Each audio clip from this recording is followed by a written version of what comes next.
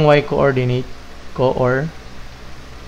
No? So, ayoko sanang i-drawing, pero drawing na natin, no? Okay? So, meron ka dito muna, una, 30. Meron ka dito, 45. Meron ka susunod, yung 60. Mali, dito pala. 90 pala yun. Sorry.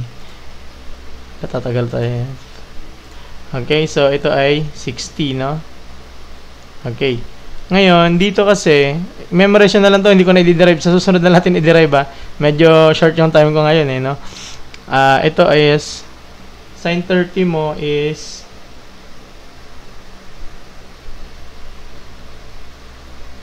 kung ito 1, ito ay 1/2. Tapos, square root of 3 over 2. Ito naman, square root of 2 over 2. Square root of 2 over 2. And then, okay, siguro naman na-discuss na ng teachers niya to, no? Tapos, square root of 3 over 2.